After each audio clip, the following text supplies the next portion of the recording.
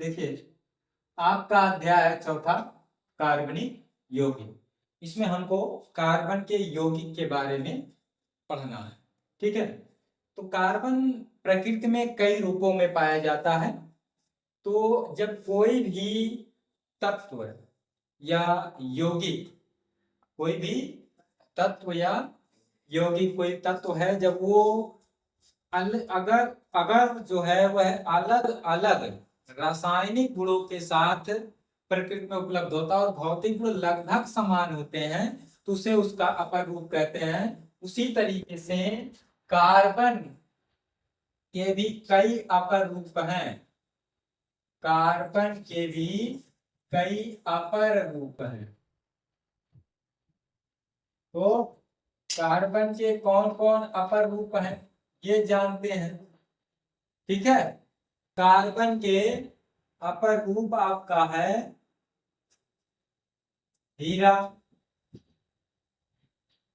ठीक है, ग्रेफाइट, हीरा हो गया, ग्रेफाइट। ठीक, कोयला,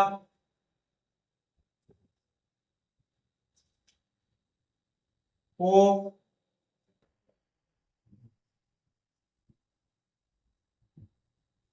लकड़ी का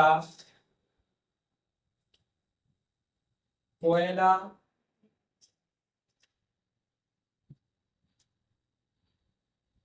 जंतु चारकोल या बोन ब्लैक किसी को कहेंगे।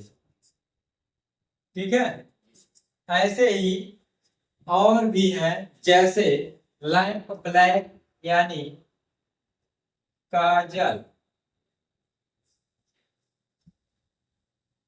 Lamp black. अब चलिए एक एक के बारे में जानते हैं। हीरा, तो हीरे का उपयोग बहुमूल्य आभूषणों के रूप में किया जाता है। ठीक है, ये अब तक का ज्ञात सर्वाधिक कठोर पदार्थ है। प्राकृतिक सर्वाधिक सबसे कठोर पदार्थ है हीरा। ठीक है, कार्बन का यह रूप है। काले हीरे का उपयोग राख ड्रिल और शीशा काटने में किया जाता है। अब आ गया ग्रेफाइट। ग्रेफाइट क्या है? चिकना मुलायम पाउडर होता है।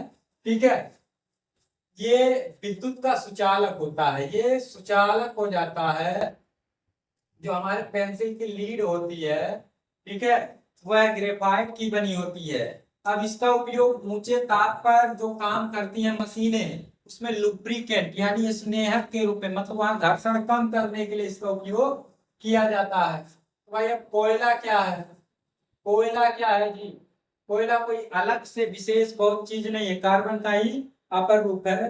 लाखों वर्ष पहले जो जीव जंतु, पेड़ पौधे जमीन के अंदर भूकंप आने से या ज्वालामुखी फटने से तो ये दब गए थे, पृथ्वी की चट्टानों के बीच भूगर्भ में नीचे दब गए थे, तो ये धीरे धीरे गठित होकर के बन गए कोयला। अब कोयले का उपयोग मुख्य रूप से ईंधन के रूप में किया जाता है।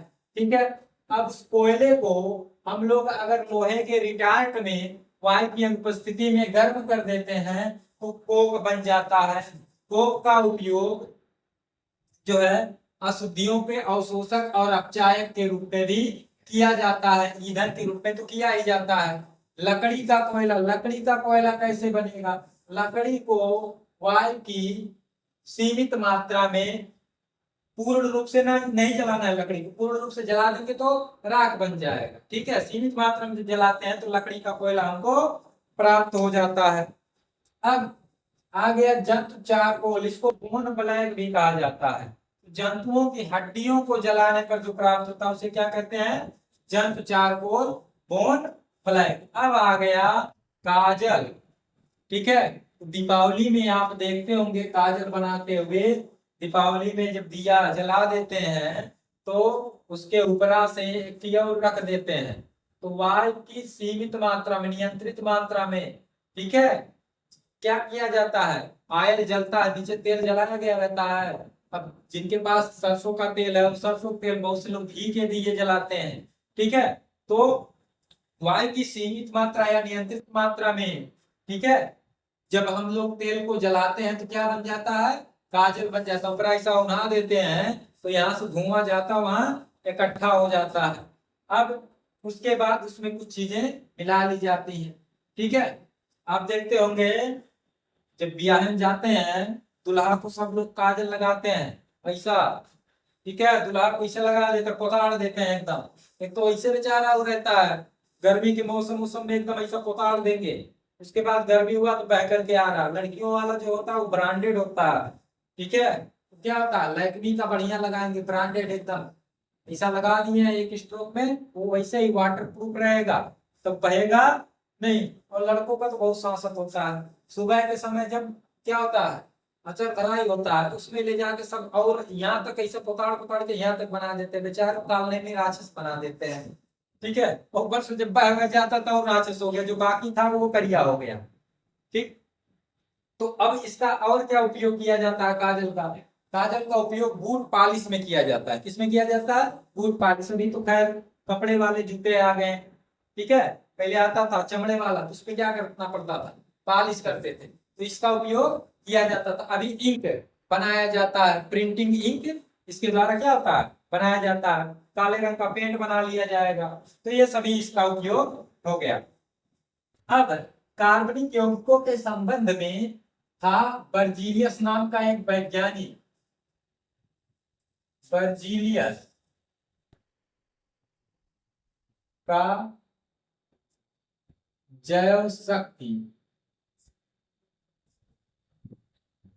सिद्धांत और उसका अन, ये क्या है। तो बर्जीलियस ने बताया कि जो कार्बनिक यौगिक हैं ये केवल जीवधारियों में पाए जाते हैं, इनको हम लोग प्रयोगशाला में बना नहीं सकते हैं। ठीक है, बर्जीलियस का जो सिद्धांत है कि कार्बनिक जो यौगिक हैं ये जीवधारियों में पाए जाते हैं, इसे हम लोग लैब में प्रयोगशाला में बना नहीं सकते हैं। लेकिन एक वैज्ञानिक थे वो होलर, इन्होंने अमोनियम साइनेट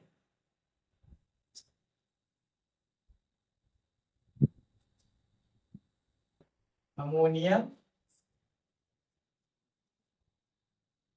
साइनेट को गर्म करके यूरिया बना लिया। इसको गर्म किए तो पुनर्व्यवस्थित होकर के यानी H4CnO व्यवस्थित होकर के बना लिया NH2CONH2, ये बन गया यूरिया।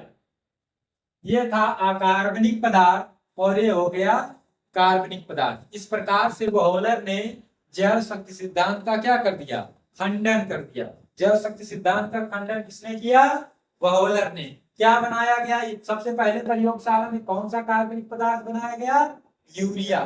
ठीक है, उसके बाद तमाम वैज्ञानिक आए, एसिटिक एसिड, ये सब तमाम चीजें बना डाले। ठीक है, तो प्रयोगशाला में सबसे पहला अकार्बनिक पदार्थ से कार्बनिक पदार्थ कौन बनाया गया, यूरिया बनाया गया। ठीक है, यूरिया बनाया गया। यूरिया बनाया किसने, वोहलर ने। और वोहलर ने जब यूरिया बना दिया तो जैव शक्ति सिद्धांत का अंत हो गया। मतलब जैव शक्ति सिद्धांत जो बर्जीलियस दिए थे उसका खंडन हो गया, मतलब गलत साबित हो गया। ठीक, इसके बाद अब हमारा टॉपिक आगे आता है हाइड्रोकार्बन। आ जाता है हाइड्रोकार्बन। अब हाइड्रोकार्बन क्या है, वह कार्बनिक यौगिक जिसमें कार्बन और हाइड्रोजन हो, जिसमें केवल कार्बन और हाइड्रोजन हो, वह क्या कहलाएगा, हाइड्रोकार्बन। क्या कहलाएगा, हाइड्रोकार्बन। हाइड्रोकार्बन किसे कहते हैं, वे कार्बनिक यौगिक जिसमें केवल हाइड्रोजन और कार्बन उपस्थित होता है उसे हाइड्रोकार्बन कहते हैं। हाइड्रोकार्बन दो शब्दों से मिलकर के बना हुआ, हाइड्रो प्लस कार्बन। हाइड्रो मतलब हाइड्रोजन और कार्बन मतलब कार्बन, जिसमें केवल हाइड्रोजन और कार्बन है वही क्या है, हाइड्रोकार्बन है। ये दो प्रकार का होता है, एक होता है संतृप्त हाइड्रोकार्बन और दूसरा होता है असंतृप्त हाइड्रोकार्बन। असंतृप्त हाइड्रोकार्बन। ठीक है, तो संतृप्त में क्या होता है? संतृप्त हाइड्रोकार्बन में कार्बन की जो संयोजकताएं होती हैं वो एकल बंध द्वारा पूरी होती हैं। ठीक है, सिंगल बॉन्ड द्वारा क्या होती है? पूरी होती हैं। और असंतृप्त में जो होता है द्विबंध, डबल बॉन्ड या त्रिबंध यानी ट्रिपल बॉन्ड द्वारा कार्बन की संयोजकताएं पूरी होती हैं। अब संतृप्त का उदाहरण देखते हैं। इसका संतृप्त हाइड्रोकार्बन का एग्जाम्पल जैसे ले लिए methane CH4, ethane C2H6, propane C3H8 आदि।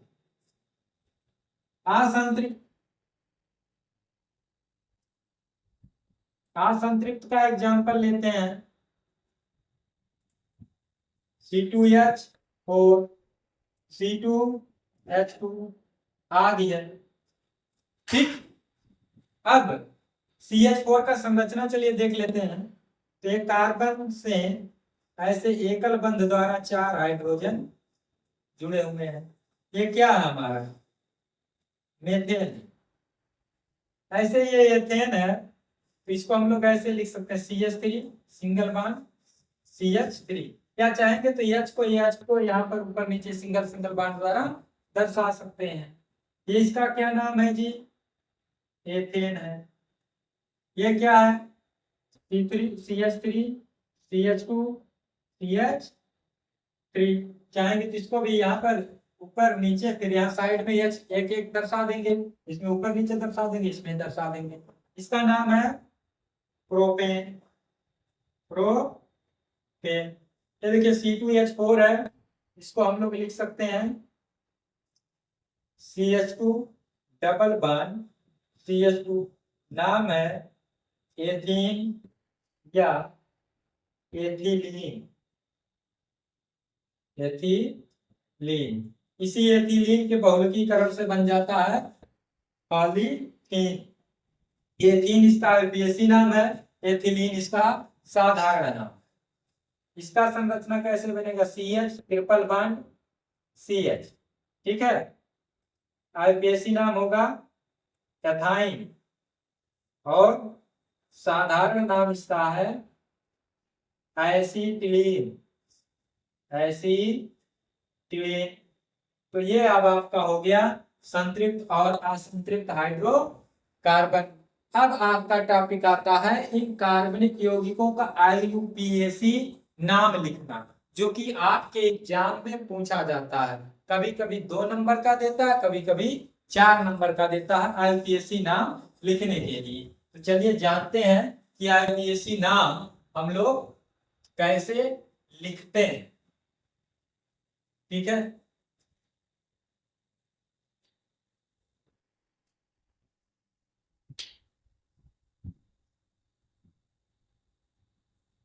कैसे लिखते हैं? देखिए, कार्बनिक यौगिकों का आईयूपीएसी नाम। कार्बनिक यौगिकों का आईयूपीएसी नाम के कुछ भाग होते हैं। सबसे पहले लगेगा पूर्व लग्नक प्रीफिक्स प्लस शब्द मूल या मूलाक्षर या मूल शब्द, ठीक, प्लस प्राथमिक अनुलग्नक प्लस द्वितीयक अनुलग्नक। ये इसका नाम लिखने का। तो मुख्य जो है ये है शब्द मूल और प्राथमिक अनुलग्नक जरूर रहेगा। तो शब्द मूल लिखते कैसे हैं? वो कार्बन परमाणुओं की संख्या के आधार, कार्बन परमाणु की संख्या के आधार पर बनेगा शब्द मूल या मूलाक्षर। कार्बन परमाणु संख्या 1 2 3 4 5 6, आप में मैक्सिमम 6 से 7 तक आएगा, 7 8 9 10। तो यहाँ हम 10 तक आपको बता दे रहे हैं। एक के लिए आप शब्द मूल प्रयोग करते हैं, मैथ 2 के लिए प्रयोग करते हैं ETHF, 3 के लिए प्रो, 4 के लिए ब्यूट, 5 के लिए पेंट, 6 के लिए हेक्स, 7 के लिए हेप्ट, 8 के लिए ऑफ, नॉट और डेड। ठीक है, ये प्रयोग किया जाता है। अब प्राथमिक अनुलग्नक जो आते हैं, कौन? प्राथमिक अनुलग्नक। प्राथमिक अनुलग्नक के अंतर्गत कौन कौन आ जाते हैं? सिंगल बांड रहेगा, एकल बंद तो हम जोड़ते हैं इसी शब्द मूल में जोड़ देके ए यानी।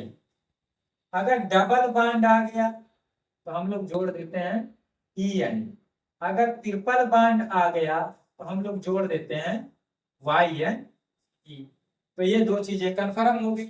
इसके अतिरिक्त अलग अलग क्रियात्मक समूहों के लिए अलग अलग नाम जो है द्वितीयक अनुलग्नक के रूप में क्या करते हैं? जोड़ करके व्युत्पत्ति करते हैं यानी लिखते हैं। IUPAC का फुल फॉर्म क्या होता है? International union of pure and applied chemistry. International union of pure and applied chemistry. International मतलब होता है अंतरराष्ट्रीय, ठीक है।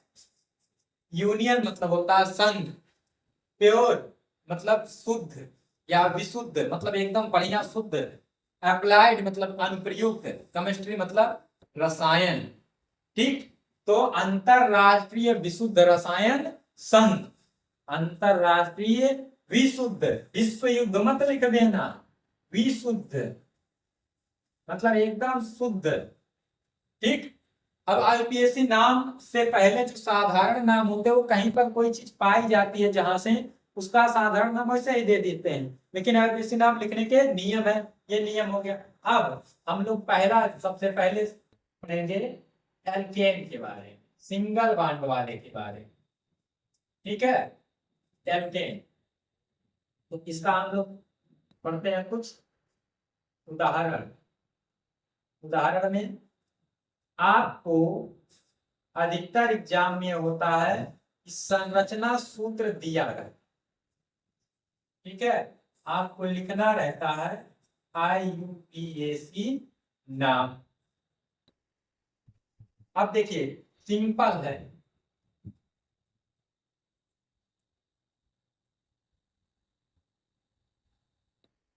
चलिए 6 एग्जाम्पल हम लोग समझते हैं। और ये पूर्व लग्नक जो छूट जाते हैं मुख्य क्रियात्मक समूह के अतिरिक्त, अगर एक से अधिक क्रियात्मक समूह है, ठीक है, तो मुख्य क्रियात्मक समूह के अतिरिक्त बाकी सब पूर्व लग्नक रहेंगे। या फिर यल्किल समूह, यल्किल समूह में अधिकतर जो पूर्व लग्नक आएगा, पूर्व लग्नक कौन सा समूह? एल्किल, एल्किल समूह। तो एल्किल समूह में अधिकतर आपका जो है आ जाएगा CH3 या C2H5। तो CH3 के लिए प्रयोग होता है मेथिल। क्या प्रयोग होता है? मेथिल, ठीक है, मेथिल। इसका इंग्लिश भी लिख दे रहे हैं METHYLE। इसका होता है एथिल, C2H5, एथिल ETHYLE। क्या हो जाएगा? एथिल। अब चलिए इसका संरचना सूत्र के द्वारा हम लोग समझते हैं। जैसे पहला दे दिया CH4, दूसरा CH3, तीसरा CH3, CH2, CH3, ऐसे ही CH3, CH2, CH2, CH3। अगला CH3, CH, CH3 CH2 CH3 CH3 C ऊपर भी जोड़ दिए CH3, नीचे भी जोड़ दिए CH3, इधर भी जोड़ दिए CH3। तो अब इसका नाम क्या होगा, कैसे जानेंगे नाम?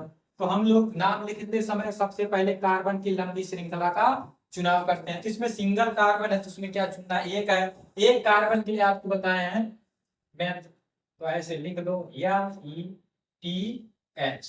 अब सिंगल बॉन्ड है तो क्या जोड़ देंगे ANE, इसका नाम हो गया मेथेन। क्या नाम हो गया, मेथेन। इसमें दो कार्बन है, दो कार्बन के लिए सीधा सीधा लिख दो ETH, और सिंगल बॉन्ड है कार्बन कार्बन के बीच, ANE जोड़ दो एथेन। ऐसे इसमें तीन है, तीन के लिए प्रो एन, इसमें 1 2 3 4 ब्यूटेन, ये तो हो गया। अब इसमें देखिए 1 2 3 4, या यहां से गिनेंगे तो 1 2, इधर जाएंगे 3, 1 2 3 4, या इधर से गिनेंगे तो 1 2 3 4। लेकिन इधर से गिनती हम लोग नहीं करेंगे। क्यों नहीं करेंगे?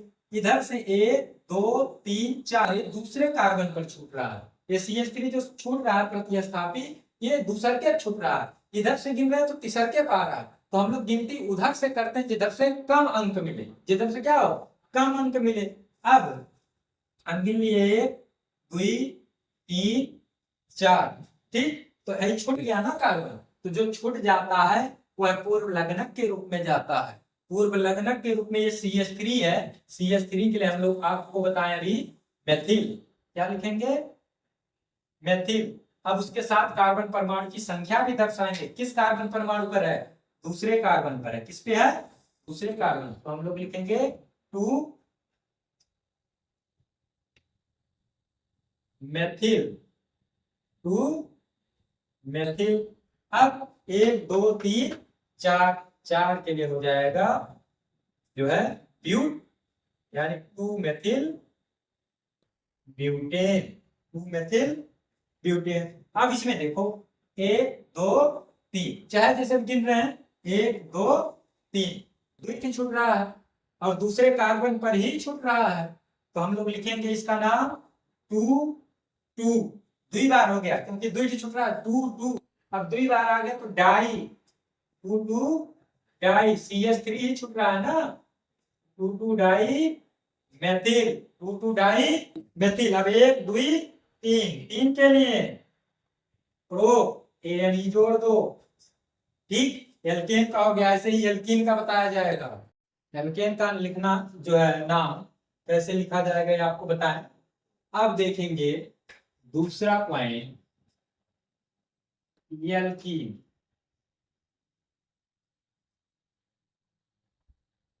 एल्कीन को पहचानेंगे कैसे, तो इसका जो क्रियात्मक समूह है ये होता है डबल, यानी द्विबंध रहेगा। कार्बन और कार्बन के बीच कहीं ना कहीं डबल बॉन्ड आपको देखने को जरूर मिल जाएगा। अब इसका IUPAC नाम कैसे लिखेंगे, IUPAC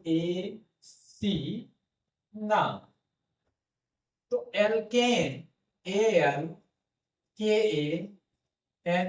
एल्केन में से ANE हटा करके जोड़ देते हैं ENE, तो इसका IUPAC नाम बन जाता है एल्कीन। क्या बन जाता है, एल्कीन बन जाता है। चलिए इसका हम लोग एग्जाम्पल उदाहरण देखते हैं। संरचना सूत्र IUPAC नाम, दो कॉलम में से बना लेंगे। पहला जैसे CH2 डबल बॉन्ड CH। तो इसमें कार्बन परमाणुओं की संख्या है दो। दो के लिए आपको बताया गया था F। कार्बन परमाणु के लिए हो गया।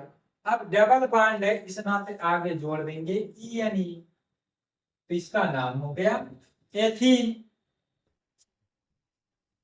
दूसरा example CH3 CH double bond CH।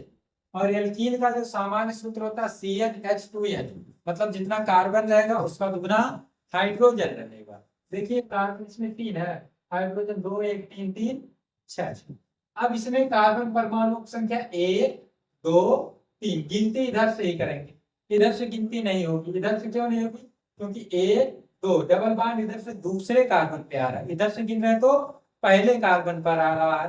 तो गिनती उधर से प्रारंभ की जाती है जिस तरफ से कार्बन परमाणु, उस कार्बन परमाणु जिसपे क्रियात्मक समूह है या फिर जो है प्रतिस्थापी है, उसको कम से कम अंक मिले। ठीक है, इधर से गिनेंगे तो पहले पर ही है, तो इसका क्या हो जाएगा?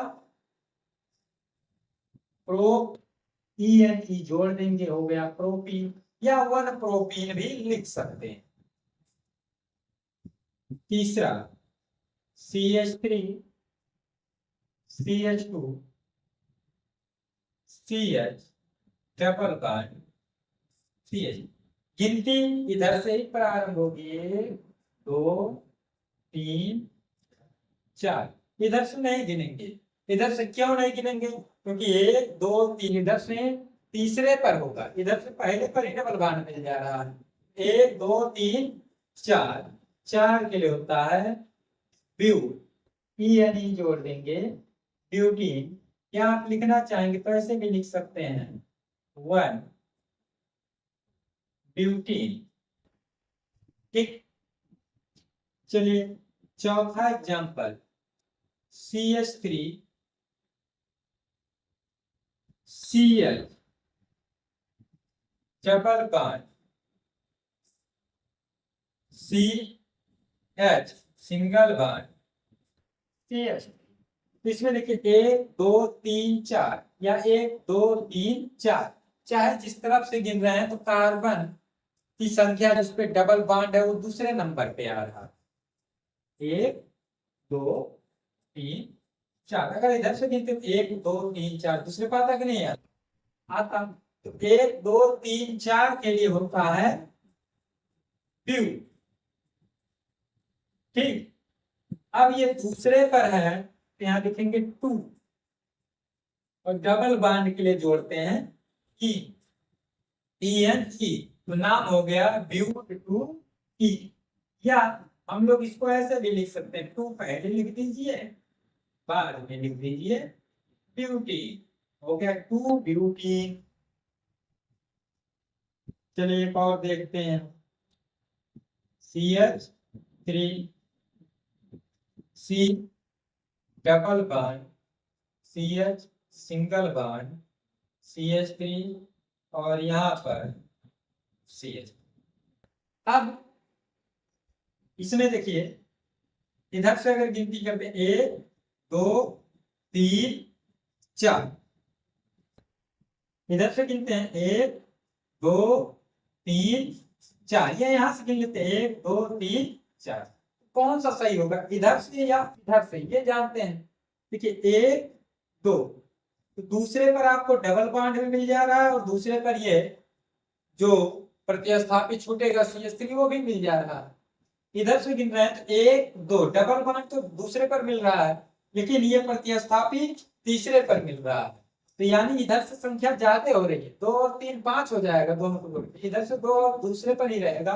तो अब 1 2 इधर से हमारी गिनती प्रारंभ होगी, किधर से होगी? इधर से 1 2 3 और 4, तो ये छूट रहा है, तो ये पूर्व लग्नक के रूप में आएगा। दूसरे कार्बन पर छूट रहा है तो हम लोग लिख देंगे 2। अब ये CH3 छूटा है, CH3 के लिए बताए थे मेथिल, तो आपका हो जाएगा 2 मेथिल। अब 1 2 3 4, दूसरे पर है डबल बॉन्ड 2 ब्यूटीन, या आप ऐसे भी लिख सकते हैं इसका नाम 2 मेथिल ब्यूटीन।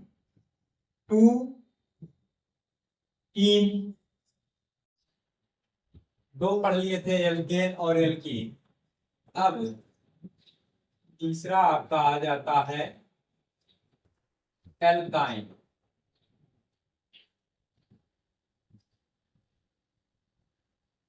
एल्काइन इसका क्रियात्मक समूह जो है वह होता है कार्बन और कार्बन के बीच रहेगा 3 बंध रहेंगे, कार्बन कार्बन के बीच 3 बंध रहेंगे। इसका IUPAC नाम कैसे लिखेंगे? IUPAC नाम, तो जैसे एल्केन, एल्केन में से ANE हटा करके YNE जोड़ दिया जाता है, इसका नाम हो जाता है एल्काइन। अब इसके चलिए उदाहरण देखते हैं। उदाहरण इसके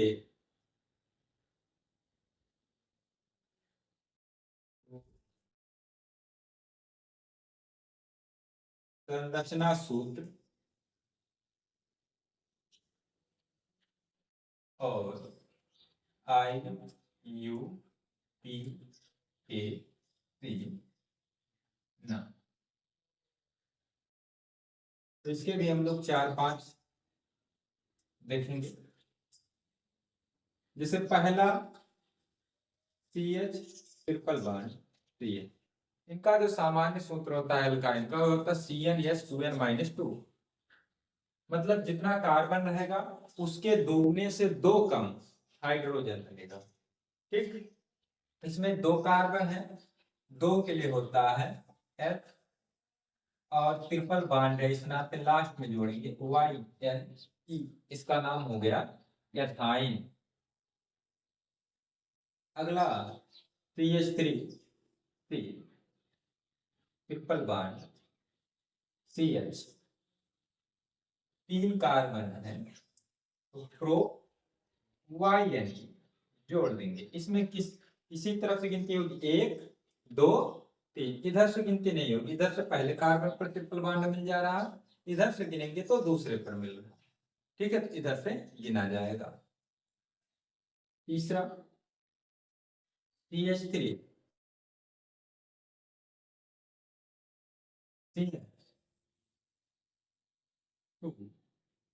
single bond C triple bond CH, तो इसमें देखिए 1 2 3 4, लेकिन इधर से गिनती नहीं, गिनती इस तरफ से 1 2 3 4, तो 4 के लिए हो जाएगा ब्यूट, और YNE जोड़ेंगे ब्यूटाइन, तो इसका नाम हो गया ब्यूटाइन। चौथा CH3 single bond C triple bond C single bond CH3, carbon की संयोजकता 4 होती है जो कि पूरी रहेगी हमेशा। तो इसमें देखिए 1 2 3 4, इधर से गिन रहे हैं दूसरे पर, कार्बन पर आपका ट्रिपल बॉन्ड आ रहा, इधर से गिन रहे हैं तो 1 2 3 4, तब भी आपका दूसरे पर ही आ रहा है, तो दूसरे पर आ रहा है, इस नाते इसको 2 पहले लिख देंगे 2, 4 के लिए ब्यूट, और ट्रिपल बॉन्ड के लिए YNE आइन, तो हो गया 2 ब्यूटाइन। या इसका नाम हम लोग ऐसे भी लिख सकते हैं, पहले ब्यूट लिख दें, फिर 2, उसके बाद YNE ब्यूट 2 आइन।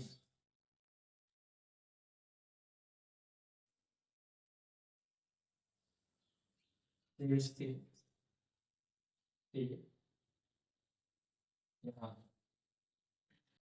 ये single bond C triple bond CH, या प्रतिस्थापी में Cl हो सकता है क्लोरीन, तो क्लोरो लिखेंगे, Br रहेगा, ब्रोमो लिखेंगे। ठीक है, तो इसमें देखिए 1 2 3 4, या फिर सीधे चले जाइए 1 2 3 4, गिनती इसी तरफ से होगी ताकि इसको कम अंक मिले, इधर से गिनोगे ज्यादा अंक मिल जाएगा। तो पहले कार्बन पर है 1 2 3 4, तीसरे पर ये छूट रहा है, तो जो छूट रहा है तीसरे कार्बन पर छूट रहा, क्या छूट रहा है CH3, CH3 के लिए होता है मेथिल, तो 3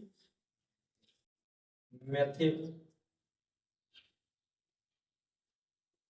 ब्यूटाइन, या चाहेंगे तो 1 ब्यूटाइन लिख सकते हैं। 1 लिखेंगे या नहीं लिखेंगे उससे दिक्कत नहीं है।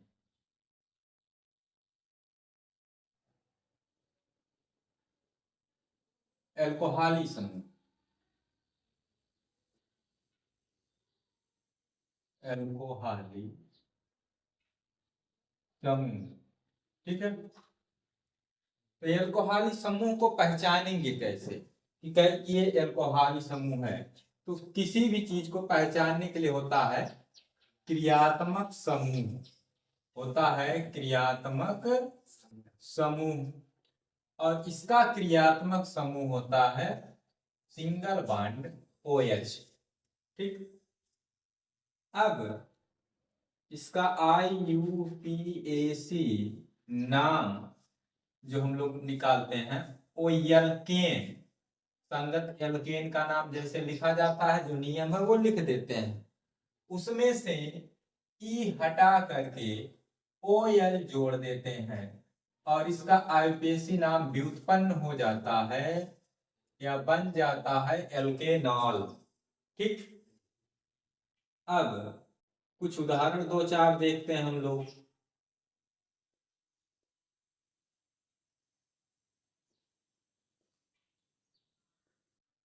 संरचना सूत्र, अधिकांशतः आपके एग्जाम में संरचना सूत्र दिया हुआ रहता है और आपको IUPAC नाम लिखना है।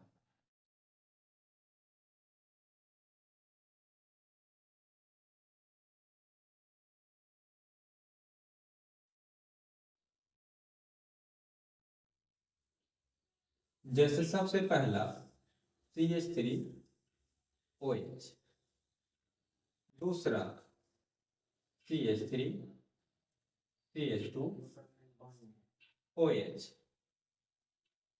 तीसरा CH3CH2CH2OH।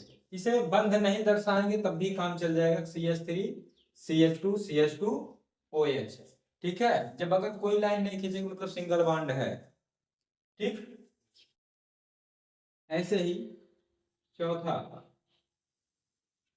CH3CH CH3,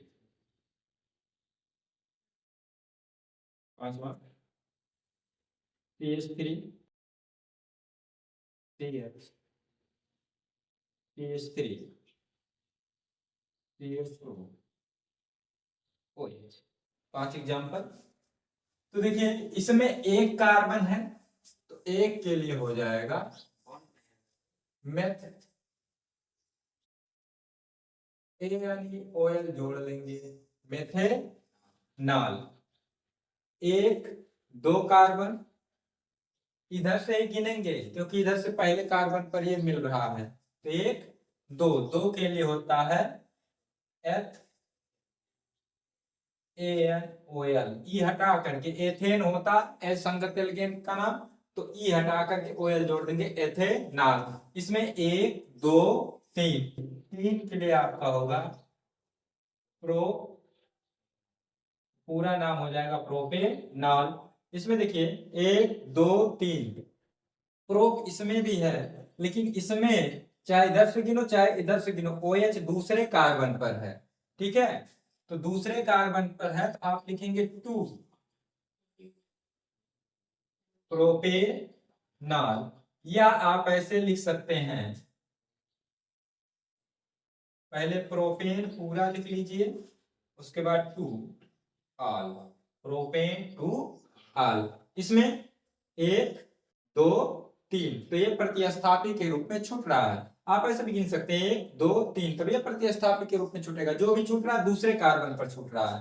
तो 2 छूट रहा है CH3, तो उसके लिए लिखेंगे मेथिल 2 मेथिल, 3 कार्बन के लिए प्रोपेनॉल 2 मेथिल प्रोपेनॉल।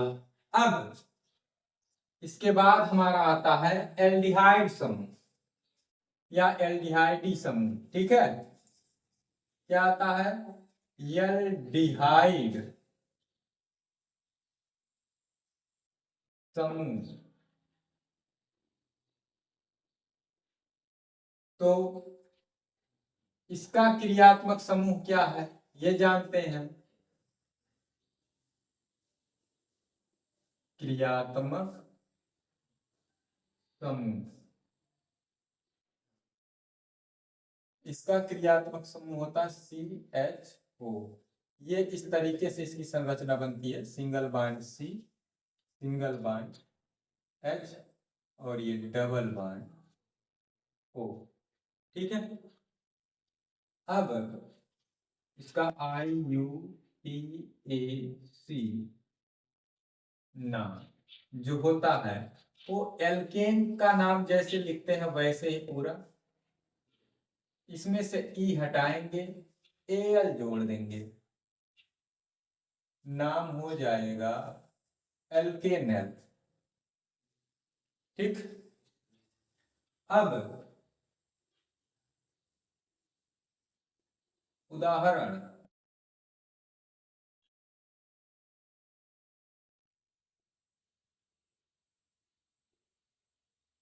संरचना सूत्र,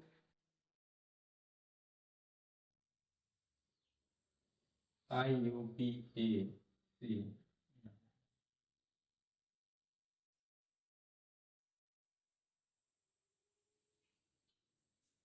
पहला HCHO,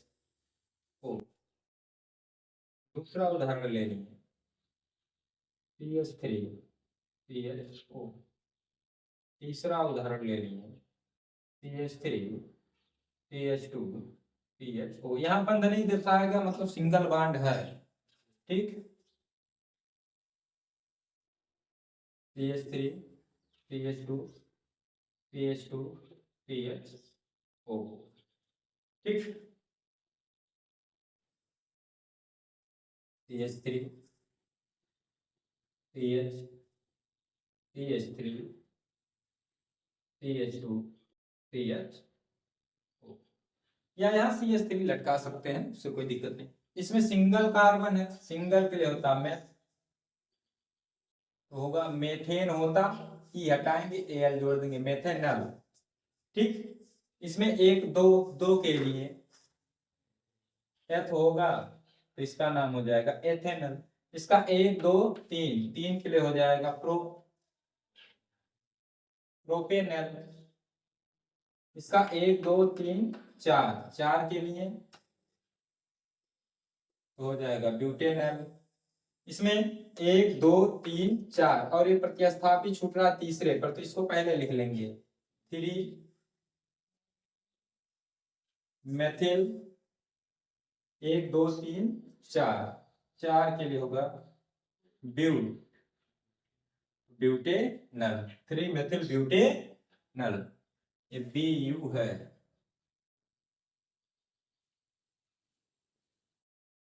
देखिए आपका छठवां है कीटोनी समूह और सातवां है हाइड्रोजन समूह। यही इतने आपके हाई स्कूल के सिलेबस में पढ़ना है। ठीक है, तो कीटोनी समूह का क्रियात्मक समूह ये होता है CO। ठीक है, 2 बंद खाली रहते हैं। IUPAC नाम इसका क्या होता है, जैसे एल्केन का नाम लिखते हैं, संगत एल्केन का नाम लिखेंगे, उसमें से ई हटा देंगे और OLE जोड़ देंगे, इसका नाम हो जाएगा एल्केनोन। ठीक है, इसमें जो क्रियात्मक समूह रहेगा वो दूसरे कार्बन पर हमेशा आएगा, तो 2 लिखने की जरूरत नहीं है, चाहेंगे तो 2 लिख सकते हैं। जैसे इसमें है 1 2 3, 3 के लिए होता है प्रो, तो हो जाएगा प्रोपेनोन। आप चाहेंगे तो यहाँ लिख सकते हैं 2 प्रोपेनोन। ठीक है, लिखना चाहेंगे तो यहाँ क्या लिख सकते हैं ऐसे 2 प्रोपेनोन। नोन। तो इसमें दूसरे पर आएगा फिक्स है, तो जो फिक्स होता है उसको नहीं दर्शाते तब भी काम चल जाता है। इसमें देखिए एक, इधर से नहीं गिनेंगे, इधर से गिनेंगे 1 2 3 4, क्योंकि इधर से गिनेंगे तीसरे पर आएगा, इधर से दूसरे पर 1 2 3 4, 4 के लिए होता है ब्यूट, तो ब्यूटेनॉन। इसमें 1 2 3 4 5, 5 के लिए हो जाएगा पेंटेनोन या 2 पेंटेनोन लिख सकते हैं। इसमें देखिए 1 2 3 4 5 तीसरे पर आ रहा, इधर से भी तीसरे पर ही आ रहा, तो चाहे जिस तरफ से इसको गिन सकते हैं, इसको हम लोग 3 दर्शाएंगे, 3 पेंटेनोन, 3 पेंटेनोन। अब अगला हमारा आ जाता है हाइड्रोजन समूह। हाइड्रोजन समूह क्रियात्मक समूह बॉन्ड एक्स, एक्स की जगह पे अधिकांशतः आपका आता है क्लोरीन ब्रोमीन और आयोडीन, खैर फ्लोरीन भी होता है एफ, ठीक है, फ्लोरीन क्लोरीन ब्रोमीन, इसको हम लोग कहते हैं हाइड्रोजन परिवार के तत्व। हाइड्रोजन परिवार में है फ्लोरीन क्लोरीन ब्रोमीन आयोडीन और एस्टेटीन, ये तत्व हैं, ठीक है। तो अधिकांशतः आपके ये 3 आते हैं, कौन कौन, क्लोरीन ब्रोमीन और आयोडीन। तो इसका आईपीएसी नाम क्या होता है, इसका आईपीएसी नाम होता है हाइलो एल्केन, हाइलो एल्केन, ठीक है। तो Cl आएगा तो Cl के लिए होगा क्लोरो, Br आएगा तो ब्रोमो, I आएगा तो हाइड्रो। Cl के लिए क्लोरो, Br के लिए ब्रोमो, I आएगा आयोडो। अगर किसी में तीनों आ गए या 2 आ गए तो अल्फाबेट वाइज नाम लिखा जाएगा, अंग्रेजी के अक्षर का अल्फाबेट लेना है, ठीक। देखिए CH3Cl है, तो ये हमेशा पूर्व लग्नक के रूप में लगेगा, तो Cl के लिए आपका हो जाएगा क्लोरो, और एक कार्बन है तो होगा मेथ, एन जोड़ लेना है, क्लोरो मेथेन, चाहे अंग्रेजी में लिख दो या हिंदी में लिख दो, हिंदी अंग्रेजी में लिखोगे तो CH, ठीक है, CHLO क्लोरो, CH होता है Cl नहीं होता है, CHLORO क्लोरो मेथेन, ठीक। इसमें क्लोरो तो लगेगा ही, 2 कार्बन है तो एथेन, क्लोरो एथेन। इसमें देखिए Br है ब्रोमो एथेन, इसमें 1 2 3 दूसरे पर है ना, दूसरे कार्बन पर है, तो लिखेंगे 2 ब्रोमो, 3 कार्बन के लिए प्रोपेन, 2 ब्रोमो प्रोपेन। इसमें देखिए 1 2 3, 3 तो हो गए। अब अल्फाबेट वाइज लिखेंगे इसमें, तो क्लोरो C से शुरू है, ब्रोमो B से शुरू है, आयोडो I से शुरू है, ठीक है, तो B वाला पहले आएगा, तो गिनती 1 2 3, तो दूसरे पर है Br, तो होगा 2 ब्रोमो, क्लोरीन जो है क्लोरो समूह Cl ये पहले पर है, तो लिखेंगे 1 क्लोरो, 1 क्लोरो, 3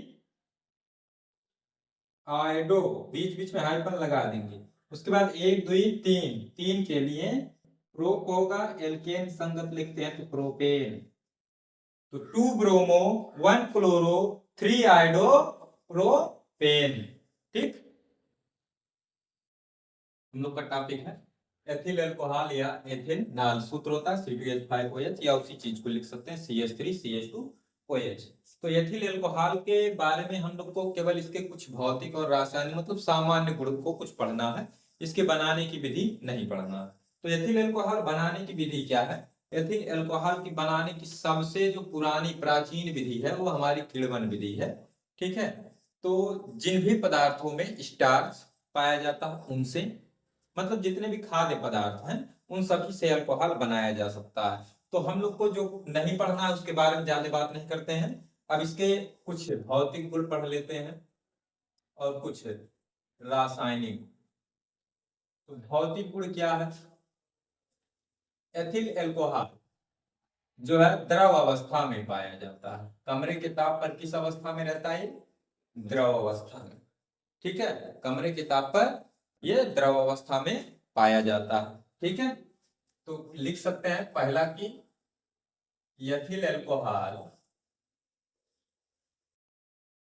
एथिल एल्कोहल कमरे के ताप पर क्या है? द्रव है।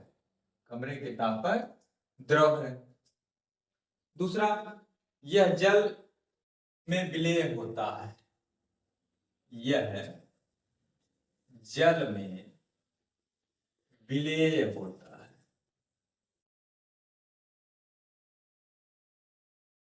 ये ज्वलनशील भी होता है और वायु में हल्की ज्वाला के साथ जलता है। यह वायु में, ठीक है, हल्की नीली ज्वाला के साथ, मतलब जो ज्वाला उसकी रहेगी वो नीले कलर की रहेगी, हल्की नीली ज्वाला के साथ जलता है। ठीक है, अब इसके अतिरिक्त और भी इसके भौतिक गुण हैं। ठीक है, तो ये दो तीन हम लोग लिख लेंगे। अब चलिए पढ़ते हैं रासायनिक गुण। तो एथिल अल्कोहल के पढ़ेंगे कुछ रासायनिक गुण।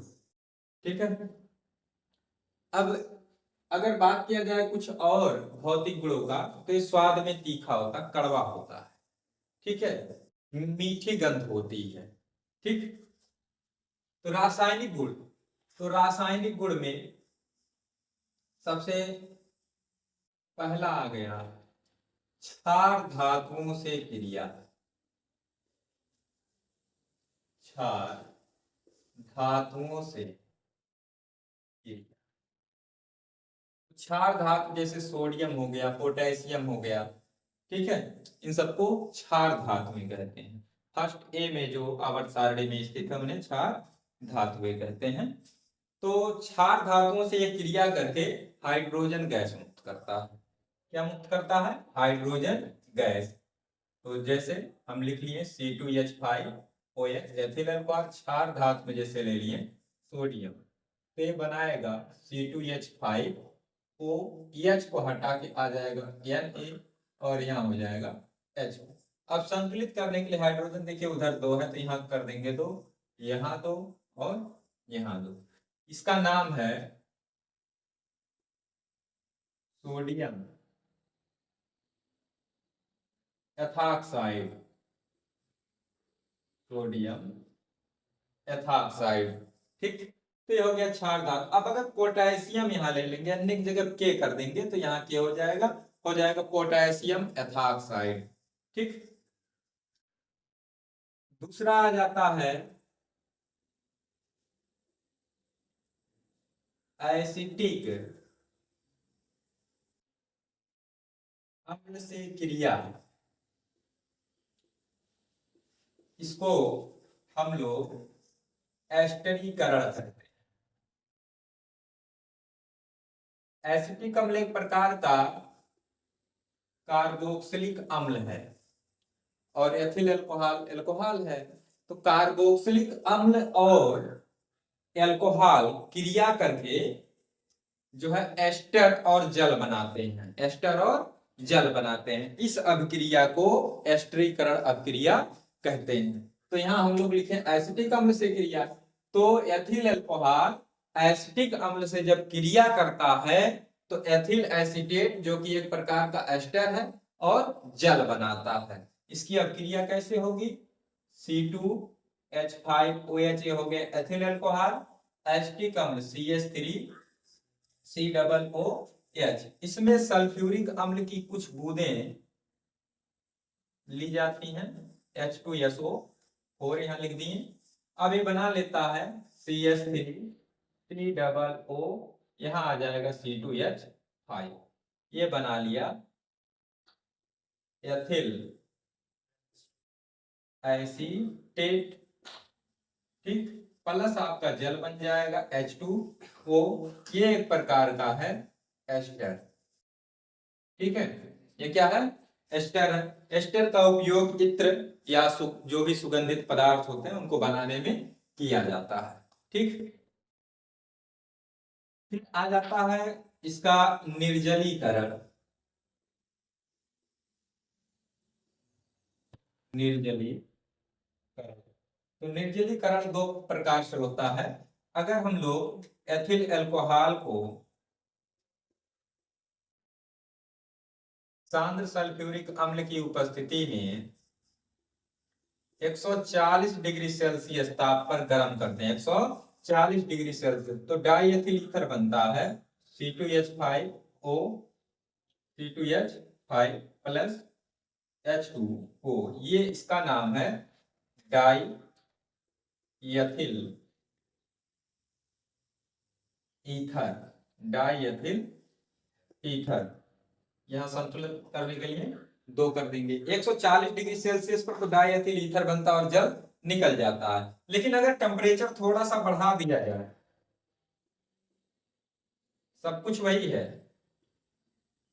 H2SO4 की उपस्थिति है, इसको गर्म कर दें हम 160 डिग्री सेल्सियस से 170 डिग्री सेल्सियस, मतलब जितना टेम्परेचर ये है उससे 20 से 30 डिग्री सेल्सियस टेम्परेचर और हम बढ़ा दें तो ये बना लेता है एथिलीन, यानी C2H4, एथिलीन प्लस जल बना लेगा H2O, ये हो जाएगा। अब दोनों में देखिए परिस्थिति थोड़ी सी बदल गई तो उत्पाद बदल गया, जल दोनों अब क्रियाओं में निकलता है, ठीक। इसके बाद आ जाता है चौथा हमारा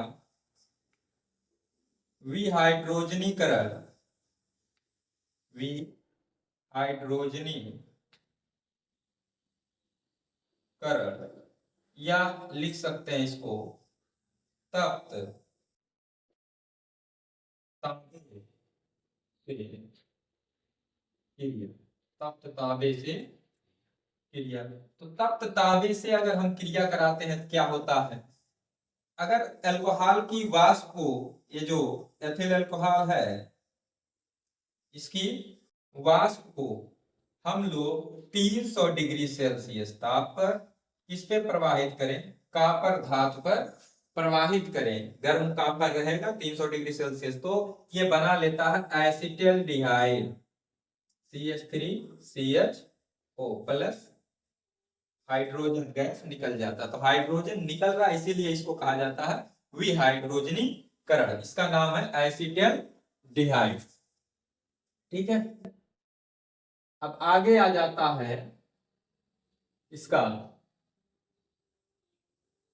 ऑक्सीकरण, ठीक है, कि अगर एथिल अल्कोहल का ऑक्सीकरण कराया जाए तो क्या होगा?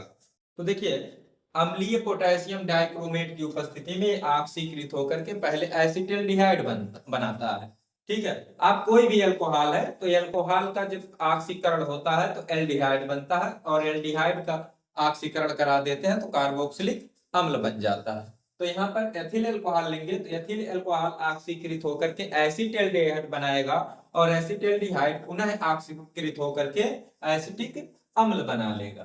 तो कैसे होगा इसकी अभिक्रिया? CH3CH2OH,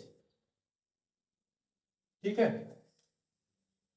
आपका रहेगा अम्लीय potassium dichromate K2Cr2O7 plus H2SO4, K2Cr2O7 plus H2SO4, ये मिलकर के देते हैं नवजात ऑक्सीजन, तो ये बनाता है CH3CHO एसिटल्डिहाइड, प्लस दर्शाना चाहेंगे तो निकल जाता है जल H2O। अब वह जो एसिटल्डिहाइड है, ठीक है, एसिटल्डिहाइड यानी CH3CHO, ये पुनः जब ऑक्सीकरण इसका कराते हैं किसकी उपस्थिति में K2CR2O7 प्लस H2SO4 की उपस्थिति में इसका पुनः जब ऑक्सीकरण कराते हैं तो यहाँ आगे आप लिखेंगे क्या बना लेता है, CH3COOH एसिटिक अम्ल बना लेता है। अब ये तो इसके गुण हो गए, अब इसके और भी कुछ चीजें हैं, जैसे परिशुद्ध एल्कोहल किसे कहते हैं, तो 100% शुद्ध एथिल एल्कोहल को परिशुद्ध एल्कोहल कहते हैं। अगर इसमें हम 5% जल मिला देते हैं, यानी कि जल हो गया 5%, तो शेष बचा 95% वह एथिल एल्कोहल हो, तो उसे हम लोग परिशोधित स्पिरिट कहते हैं। ठीक, फिर आता है आगे पावर एल्कोहल। यदि एल्कोहल में हम लोग 10% मात्रा लें और पेट्रोल को 90% लें, ठीक है, कहीं कहीं पर आप जाते हैं पेट्रोल पंप पे लिखा रहता है गैसोहॉल या पावर एल्कोहल, तो वहां क्या है कि उस पेट्रोल में 10% एथिल एल्कोहल मिला हुआ है। ठीक है, अभी जो वर्तमान समय में इंजन प्रयोग हो रहे हैं, इसमें इसके जो है इंजन में क्या प्रयोग हो रहा है, पेट्रोल प्रयोग हो रहा है। उस पेट्रोल में 10 से 15% अगर एथिल एल्कोहल मिला करके चलाया जाए तो इंजन में बिना कोई परिवर्तन किए उसको चलाया जा सकता है। ठीक है, तो पावर एल्कोहल का उपयोग कहाँ किया जाता है, स्वचालित वाहनों में। अब एथिल एल्कोहल के कुछ उपयोग जान लेते हैं। तो एक सब में आपको बता दिए प्रयोगशाला में अभिकर्मक के रूप में। औषधियों के निर्माण में कौन सी औषधियां इसके द्वारा बनाई जाती हैं, कफ सिरप यानी खांसी के सिरप और टॉनिक इससे बनाए जाते हैं। ठीक है, फिर इसके अतिरिक्त इसका उपयोग विलायक के रूप में होता है, शराब बनाने में किया जाता है। ठीक है, शराब जो है एक नशीला पदार्थ है, ठीक है, बना इसका उपयोग उसमें भी किया जाता है। पावर एल्कोहल बनाने में किया जाता है, तो पावर एल्कोहल बनाएंगे तो उससे क्या चलेंगी, हमारी स्वचालित वाहन गाड़ियां चलेंगी। ठीक है,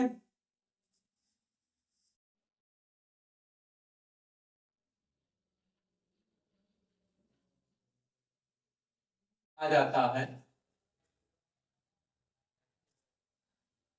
एसिटिक अम्ल, क्या जाता है, एसिटिक अम्ल या एथेनोइक अम्ल। इसका सूत्र होता है CH3COOH। ये सिरके में पाया जाता है 3 से 5% तक। ठीक है, तो इसके भी वही हमको पढ़ने हैं भौतिक और रासायनिक गुण। अम्ल है तो स्वाद में खट्टा होगा, जल में ये विलेय होता है। ठीक है, इसका क्वथनांक 118 डिग्री सेल्सियस है। ये जल से भारी होता है, इसका अपेक्षिक घनत्व 1.045 होता है। 16.5 डिग्री सेल्सियस पर यह बर्फ के तरीके से जम जाता है। तो ये हो गए इसके भौतिक गुण। अब इसके पढ़ते हैं हम लोग रासायनिक गुण। तो रासायनिक गुण में पहला आ गया क्षारों से क्रिया। तो जाहिर सी बात है अम्ल है तो क्षार से क्रिया करके लवण और जल बनाएगा। तो जैसे एसिटिक अम्ल ले लिए CH3COOH, आपका एसिटिक अम्ल हो गया, क्षार में ले लिए NaOH, तो ये बना लेगा आपका ये इतना CH3COO, इसका Na जा करके जुड़ जाएगा, प्लस इसका H और इसका OH मिल करके बना लेगा H2O। इसका नाम है सोडियम एसीटेट। ठीक है, एक प्रकार का लवण है। ठीक, दूसरा आ जाता है, दूसरा गुण हम लोग अमोनिया से क्रिया। ठीक, अमोनिया का सूत्र होता है NH3। अब एसिटिक अम्ल है ये CH3COOH है, इसकी क्रिया हम करा दिए अमोनिया से। ठीक है, किससे करा दिए, अमोनिया से। अमोनिया से जब इसकी क्रिया कराते हैं तो ये बनाता है CH3COONH4। मतलब अमोनियस क्रिया करके क्या बनाया, अमोनियम एसीटेट बना लिया। अब इस अगर अमोनियम एसीटेट को हम लोग गर्म कर देते हैं, क्या कर देते हैं, गर्म कर देते हैं तो ये एसिटेमाइड बना लेता है। ये CH3CO NH2 और जल निकल जाएगा H2O। इसका नाम है एसिटेमाइड। ठीक, तो एसिटिक अम्ल अमोनिया से क्रिया करके अमोनियम एसिटेट बनाता है, जिसे हम गर्म कर देते हैं तो एसिटेमाइड बन जाता है। फिर अभी बताया गया था एथिल अल्कोहल वाले में, तो एथिल अल्कोहल से क्रिया, या इसको हम लोग कह सकते हैं एस्टरीकरण। ये अभी आपको एथिल अल्कोहल में यह क्रिया पढ़ाई गई, सेम वही चीज बनेगा। CH3C OH एसिटिक अम्ल प्लस C2H5OH, एथिल अल्कोहल उपस्थिति रहेगी H2SO4 की, और ये बनाएगा CH3COO C2H5 प्लस H2O। ये आपका है एथिल एसीटेट, एक प्रकार का एस्टर है। ठीक है, यही क्रिया भी बताई गई थी। फिर आ जाता है सोडियम कार्बोनेट से क्रिया। जब सोडियम कार्बोनेट पढ़ाए थे तब भी आपको ये लिखवाया गया था, सोडियम कार्बोनेट से क्रिया।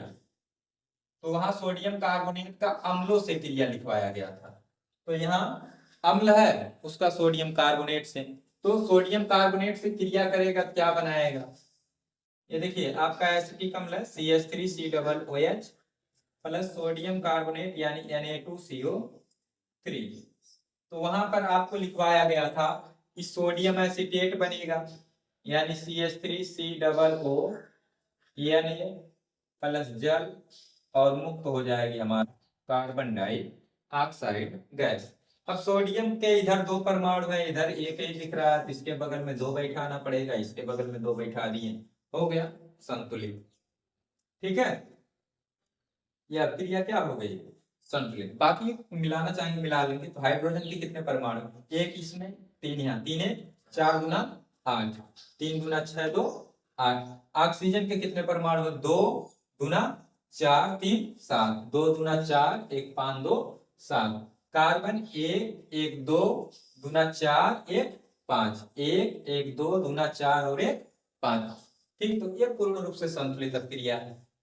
अब इसमें क्या बनेगा, एसिटिक अम्ल सोडियम कार्बोनेट से क्रिया करके सोडियम एसीटेट,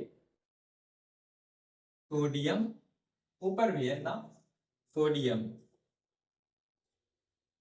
एसीटेट जल तथा कार्बन डाइऑक्साइड गैस बनाता है। 5वां सोडियम बाइकार्बोनेट से क्रिया, सोडियम बाइकार्बोनेट से क्रिया, ये भी आपको पढ़ाया गया था, खाने का सोडा। ठीक है, तो वहां भी बताया गया था। तो क्या बनेगा, CH3COOH प्लस NaHCO3, ये आपका बनाएगा, सेम उत्पाद वही बनेगा, CH3COO Na plus H2O plus CO2। मतलब एसिटिक अम्ल सोडियम बाइकार्बोनेट या सोडियम हाइड्रोजन कार्बोनेट या खाने का सोडा से क्रिया करके क्या बनाता है, सोडियम एसिटेट जल और कार्बन डाइऑक्साइड गैस बनाता है। इस अध्याय में यही इतनी चीजें पढ़नी है।